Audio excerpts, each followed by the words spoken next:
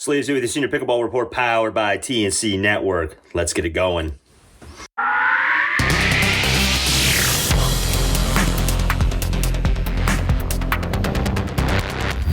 Today in our People of Pickleball episode, we speak with physical therapist Josh Mackey. We spoke with him about a year ago, and Josh and I have been working together since January, trying to get me a little more flexible, a little more strength, and work on my lower back flexibility.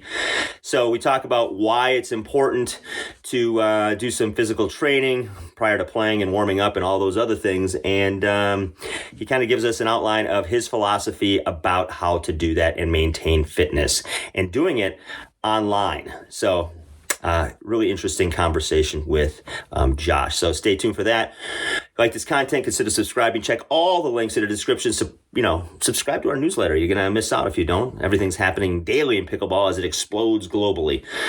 All right, folks, let's get to that conversation with Josh.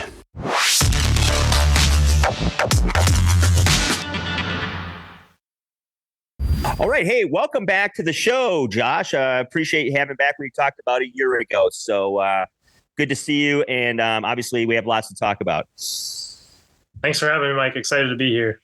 Yeah. So I gave a little bit of information before we came on here about, you and I working together over about a 12-week period at the beginning of this year.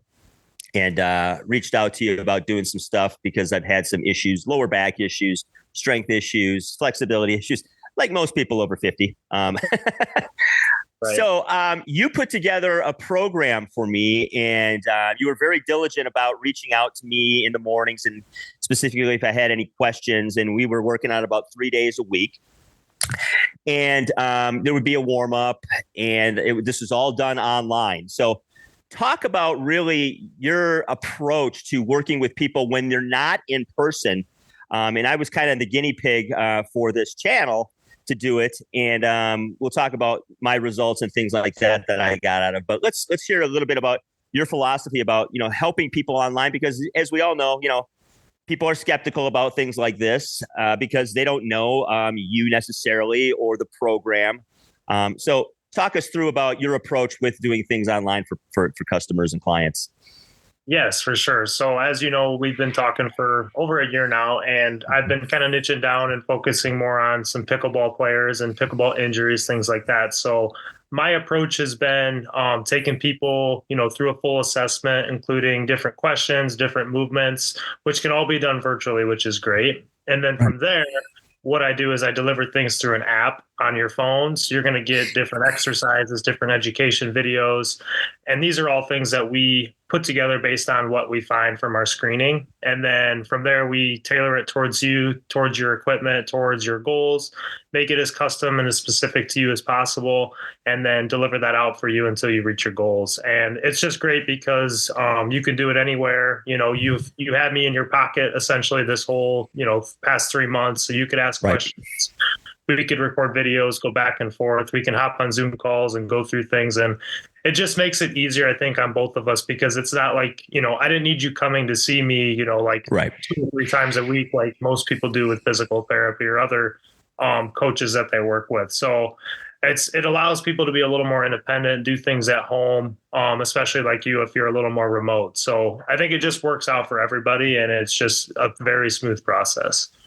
Yeah, absolutely. And you hit it right on the nose, because I am very remote. There's a lot of people that don't have access to equipment, don't have access to a gym, don't have access to a physical therapist nearby. For those that don't know, I've mentioned it a few times. I live in a yurt in the middle of nowhere, and the closest town to me is 35 miles one direction. So to make a round trip to do something several days a week just isn't feasible. So that's why I was attracted to what you were doing online. And it was great because we used an app, and it gave me the workout, and it gave me the how to do it. It gave me a YouTube video instruction. I could see you doing it or somebody else doing the movement. So it's very visual. And the great thing is you could do it on your own time, and you could do it on your own schedule. And what worked best for me is I already had a workout program that I was implementing in my life.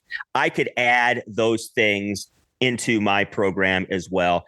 And, what worked for me, what didn't work for me. It was a great way to kind of find out what fit best. So let's talk about like what I went through. I reached out to you because I had some issues we talked about earlier. And what do you find that is a reasonable amount of time for something like this? And we'll use me for the example, to get some results, because obviously I was dealing with some issues where this is a sport where there's a lot of, lateral movements. There's a lot of stop and go.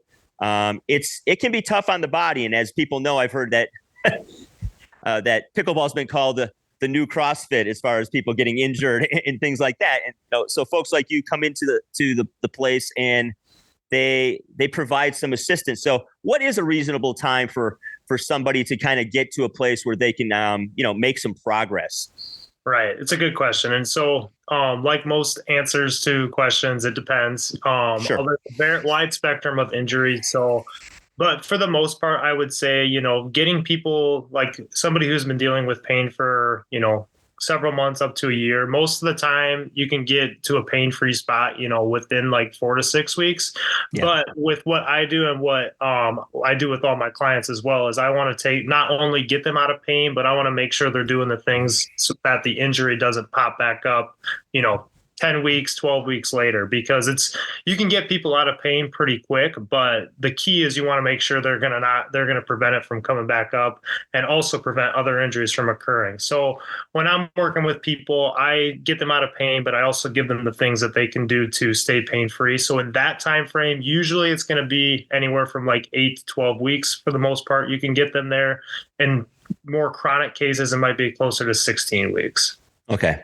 I think for me, what initially helped the most and was a workout in itself from where I was, at least flexibility wise and a little bit of strength wise, was the warm up. Mm-hmm. The warm up is a workout in itself, and it's not like, some sort of ball buster, but it's challenging, and you can make it obviously as challenging as you want. Mm-hmm. So talk a little bit about your philosophy with the warm up, because, people, if they go to a gym, they start jumping in and doing stuff, whether it's a class or whether it's weight training or cardio. Talk about your philosophy with the warm-up, because for me, I've really implemented, out of all the things I've done, the warm-up the most into, prior to playing even, and prior to actually doing some yoga that I do as well.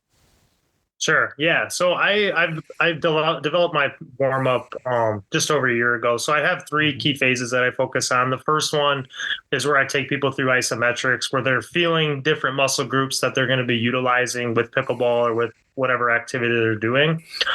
Just because oftentimes people can get weak and it's hard to feel different muscle groups that you're going to be using. So right. We can do isometrics. Like I know you were you love the abdominal one because you could feel those muscles working while in other exercises you might not have. So I always start with isometrics. And then from there, I take people into reinforcement exercises. So that's where we're doing like your crossover walk with the squat, trying to get a full range of motion on your feet, because if we can do that, that's going to help decrease the risk of injury.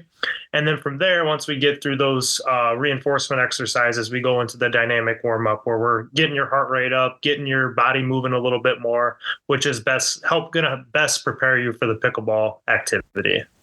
Yeah, absolutely. And for me, I was doing some of these things, which I would do the glute bridge prior to talking to you. But like you mentioned, the abdominal, the abs, the sitting ab, where I would cross and then I would really tighten up down there for 5 to 7 seconds and then go middle and then go back. Mm-hmm. That for me was something that was sort of, I don't know if it was sort of an aha moment, because the bane of most of our existence is doing all these crunches and stuff. Right. As a youngster, you're doing you've been told 10 million ways how to do a sit-up. And I think what I enjoyed about it was I felt it was doing something and it was working because I was really isolating that spot. And B, I wasn't just wrecked after doing it. Right. It's a warm-up. It's a warm-up, but a very useful warm-up. Right. There's warming up, like, jogging around a track. And then there's warming up, which I like. And I also like the the lunge where I would twist as well. And I still implement that before I do any playing as well. So I appreciated those aspects of the warm up itself. So let's build on that. When you go from the warm up, and you talked a little bit about this, to the main workout, and we can obviously use me as an example because that's the program we're talking about. Where do you go from there? Is there a particular order that you're looking for, or is that not that important? Like after the warm up, I'm not going to go do blank because of X, or is there a little more thought into that? Yeah, so I would say with your workouts, like same thing kind of with the pickleball. Start with your isometrics, kind of get all your muscles turned on, everything feeling a little bit stronger. And then you could really go any direction with it. You did a lot of different, like you had a lack of equipment, but you were doing different squats. You were doing like the kettlebell swings or mimicking it and doing the chops. And all chops, that. Right. Yep. So like you had other things. So really, with your exercises, once you have a good warm up in, I mean, you could go really any direction after that. Yeah, absolutely. So talk to me a little bit about some of the types of people you work with, because, I'm a 50-something-year-old guy. Give me some range of the types of people you're working with and some of the things that they're working on. Yeah, definitely. So like pickleball, I mean, everybody's playing from 10 years old up to in their 80s. So I would say most of the people I'm working with are younger, probably in their 30s, 40s. But I've worked with people up into their 60s, 70s as well. So kind of a wide range of different age groups. But as far as like common things I'm seeing, a lot of plantar fasciitis, a lot of knee pain, a lot of tennis. So really focusing on like those injuries are the main ones, but also seeing people who are just looking to get better on the performance side as well, who aren't dealing with pain. So who just want to be better athletes, who want to move a little quicker side to side, who also just want to decrease the risk of potential injuries. So kind of a wide spectrum. And pickleball, that's what's so great about the sport is there's so many different people, so many different injuries, just a lot of different things you get to work with. Yeah, absolutely. I always sort of, I wince a little because, I play with my couple groups around here, and then I'll travel and I'll go to different places and play pickup. And I would say honestly that the amount of people that I see actually do what I would consider to be a warm up without a ball is probably less than 10%. And, I see a lot of people who don't look very athletic. They might have some weight put on, or they're kind of hunched over and you can tell they have a back issue and things like that. Do you find it's difficult to, I don't know if this is the correct word, to convince or to persuade people to sort of not only warm up, but take their physicality in this game? Because, people see it's a paddle and a wiffle ball and they're like, what could possibly happen? Do you have trouble kind of persuading people to take that more serious? Because longevity, if you want to play this game a while, most of us aren't gifted to just be, some sort of genetic beast where nothing breaks down.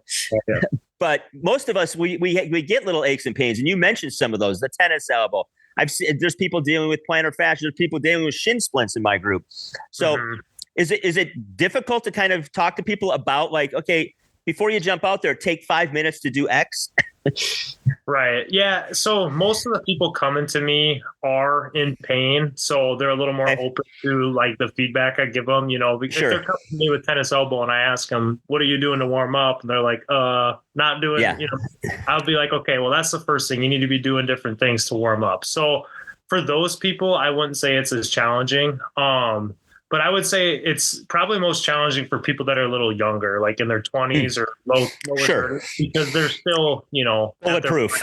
Yeah, right. So like those people, and the credit to them, a lot of them are like gym goers and stuff. So like that all helps because they're developing strength, they're developing endurance and all that. So still have to educate them, still have to get on them a little bit. But I wouldn't say anybody like older than that, they're a little more open to it because I think they understand. They've had other, areas in their life where they're like, yeah, I need to warm up or do a little bit more rather than just step out on the court and start playing. Yeah, absolutely. So what have you learned? I mean, obviously, you've kind of been working with people who play pickleball over the last year or two. what have you learned professionally and personally about working with people in this game? Mm-hmm. Yeah, I would just say the biggest thing I've learned is just the complexity of all the different injuries, because most of the time when somebody comes to me, it's not just like a single problem. Like, for example, somebody dealing with like tennis elbow, they also are likely going to have something with their shoulder, something with their upper back. So most of the time when people come to me, it's more than just the one complaint that they have. So I would say the number one thing I've learned is just to take a look at everything. So like assess the shoulder, assess the back, assess the knees. I mean, assess essentially the whole body for all types of injuries, because sometimes your pain in one spot might be coming because of something else somewhere, you know? So I would say just that's the number one thing I've learned is just to assess everything. Yeah. And I totally can relate to that, because as somebody who's been athletic for most of my life, it's never the spot that's actually it's something usually near it, or sometimes not. You'd be surprised if you talk to people like Josh about the things that can impact your physicality. I talked to a guy the other day who's in chiropractic, and he said, Mike, you wouldn't believe if you drink more water, what will happen. Right. And something like that, I'm thinking, well, that's my lower back. Is that going to? He's like, yes, that will make a big difference if you can drink, a couple liters of water a day. And I'm like, oh, wow, a couple liters, that's a lot. But that's an example of, kind of looking beyond the actual area that's bothering you and stuff like that. So definitely. Yeah. And there's a lot of, especially with pain, back pain, that's like most commonly, like assessing everything, like stress levels, sleep, hydration, your food. I mean, all of that can play a role. So yeah, I definitely need to assess everything with pickleball players. Yeah. So, okay, before we get you out of here, if you're going to talk to somebody and you're going to talk to an audience right here, what do you tell people that are looking to not only become a little more pain-free, obviously, but improve their chances for, becoming injured and investing in a service like you have? Yeah. So I always tell everybody, if you're dealing with something and you're not real sure, speak to a professional, whether it's me, whether it's somebody closer to you, where you're located. I always say, just find somebody, get an assessment, and then kind of just go from there. You can only YouTube videos and exercises for so long and play the guessing game, because at the end of the day and in the long run, it might just end up costing you more time, more money. So if you're not sure, talk with somebody. And then also, if you're just looking to stay pain-free, it never hurts to be proactive. So there's different things that I can offer, or other people can offer too, that, are developing things to help prevent injuries in the first place. Right on. So what's the best way to find you and contact you if somebody's interested in your services? Yeah. So easiest way to message me is on Instagram, dr.joshmackey. And then, so yeah, if you could just direct message me there. And then we also actually, I didn't even tell you this, launched a Facebook group where I'm going to be putting together some live streams, going over injuries, stuff like this. So yeah, if you're interested in that, you can message me and I'll send you a link for that. And then, yeah, you can check out some of our stuff on there. Right on. Dr. Josh Mackey, thanks for your time. If you want to find all the links he talked about, they're in the description. If you want to go back and check out our first interview from a year ago and find a little bit more background about Josh, that link is in the description as well. And that interview is there for you to peruse.